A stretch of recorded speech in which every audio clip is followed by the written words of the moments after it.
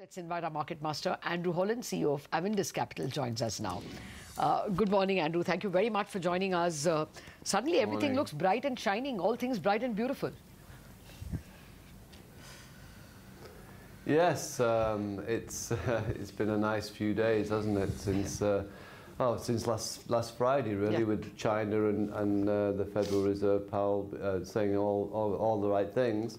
But you know, underneath all of that, you know, I was looking yesterday at the German industrial production, and it was down -1.8. They revised October to -0.5. So if it carries on like that, Germany could go into recession at this rate. So there's still, I still think, and I haven't changed my view, it's going to be a developed market problem going forward. I'm not of the view that just because of that jobs data on Friday that the US is out of the woods. We saw Samsung's give a profit warning or lower profits by 30%.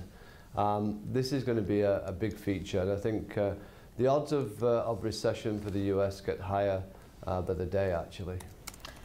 Andrew, good morning. Season's greetings. Wish you a happy new year. It's interesting you say that because, one really wonders, there's this revival in the US market itself. So, whether, that slowdown fear will really not come through. And what that really means for emerging markets like India. I mean, do you see a lot of money flow coming into this market to support the indices?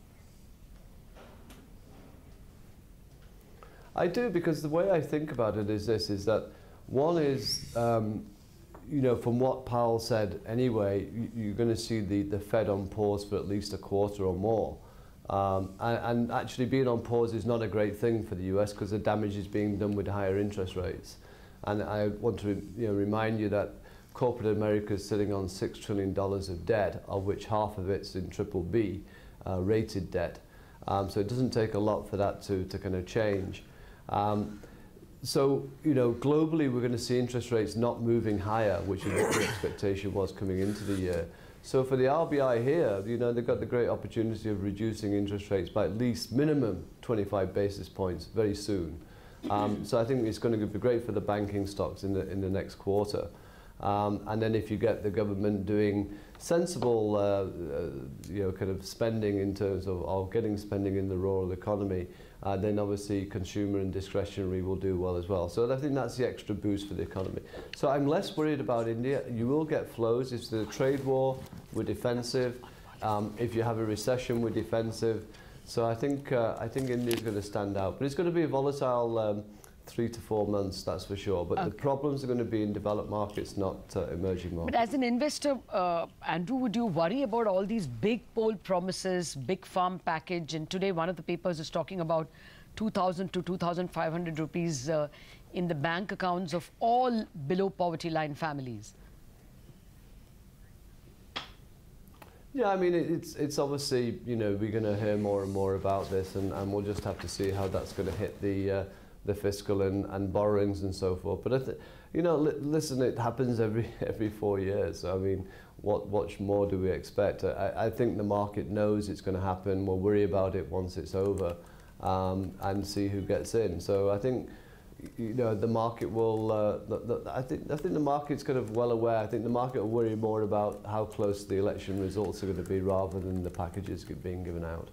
Okay, Andrew, hi. Good morning. It's been a bad month for auto sales. Your thoughts? Because that would mean the slowdown perhaps is still not showing signs of reversal. Especially two-wheelers. There was massive derating in a stock like Eicher Motors. I mean, your thoughts on how to approach that name now and perhaps the rest of the pack? So the auto sector's had a kind of a dream run up until the kind of latter part of the year, and I think now the structural problems will start, and I think the whole sector's a structural sell actually. I don't see there's any way forward in terms of boosting those sales. It might get 1 or 2 months here and there, but it's going to be highly competitive. So the story's over in my mind for the auto sector. And if anything, you're going to see a lot more downgrades. The analysts have just not got their red pens out yet. they're trying to play at the margin. But you know, I can see earnings reductions by anywhere between 5 to 30%. Okay. By the way, just want to point out, there's quite a bit of short covering over the last 2 or 3 days in Shrey Infra Finance. Just pull out that stock once again. Intraday, I think that's the one which is going out of F&O, and ahead of that, there's a huge amount of short covering, and it started, I think, day before yesterday. Yesterday also there was quite a bit of short covering. I think now you're seeing quite a bit of move on that stock, so just keep an eye on that. Perhaps has some more room for short covering left in this stock. So looking good, and of course Tata Motors also right now making highs of the day. Andrew, are you adding any NBFCs right now at current levels? You've generally avoided them. No, we've kept really with the private banks as always. We've kind of you know, as usual with the PSU banks like to rent at certain times, and we've been renting. Doesn't mean that we're going to own them. And really haven't changed. I think that, you know, the big calls for this year are going to be, as I mentioned, emerging markets versus developed, but also the dollar's going to weaken, and you know, whilst everyone's been more optimistic after the jobs reports in the US, I still think that the US is heading towards recession, and if you have that, then earnings downgrades are going to happen in the US very thick and fast, and that's going to bring the multiples down. Everyone's saying it's around 12 times. I think, you know, they're kidding themselves. So I think it's going to be a tough 3 months, to be honest. So for every bull, there has to be a bear, and that's what makes up the market. Andrew, take your points, but I'm going to go back to the call that you just made on the auto sector. I mean, you're expecting big downgrades to come in. Now, is that a prognosis only for the auto sector, or is that a larger verdict on the rest of the consumer discretionary plays in the market? I mean, you know, richly valued stocks, whether it's pizza, whether it's liquor, etc. No, this is really just towards the auto stocks. I just want to say that whilst you picked on my being bearish, what I want to say is that because of developed markets, you know, we're going to get our markets being hit by it. These are the opportunities to buy. So I'm actually more bullish than I have been for a long time, and I started that in last September, October. So I am bullish. It's just that the developed markets will give us these opportunities. So I'm trying to point out the problems in global markets, and that's the opportunity for us. Okay. No, I think even Surabhi was alluding only to your bearishness on developed markets, because this morning, you know, with the Trump tweet, we have seen so much green on, you know, the Wall Street indices, and following that in some of the Asian indices as well. So we were only alluding to that. But Andrew, outside of the perfect private banks, as you call them, the retail banks, what are the other consumption stocks you like? You don't like the automobiles. Is it staples, or is it, as Surabhi was asking, you know, people like pizza delivery companies? Anything else in the consumption space? No, I think you've mentioned what we like. I still like the you know, I'm just not going away from the fact that you know, Hindustan Unilever is just a great buy. It's going to continue to be a great buy for the rest of the year. Okay. So HUL is a great buy. What about, I'm coming back to my question, consumer discretionary. You're willing to pay top dollar or top rupee for staples here in this market. What about the rest of the discretionary pack? Because you've written out autos from that list. Yeah, no, so I said that, you know, if the, you know, depending on what the government do to boost rural spending, then discretionary is going to be, is going to also have its a good run up until the election. So the whole kind of, you know, staples and discretionary, excluding autos, would be where I'd be putting the bets down. Oh yes, Colgate also making highs right now. It's been a big move on Colgate. It was, I think, Sudarshan's buy today. Yeah, but in general, it's done well. You know, the PSU banks are cooling off, but IDBI Bank is interesting. That's seeing a bit of a recovery. I want to ask you, you know, if you can, Andrew, a bit of a stock-specific question. Your thoughts on, you know, a stock like Sun Pharma now, after the kind of moves that we have seen. It's shown perhaps signs that things have bottomed out, but are you a willing buyer here?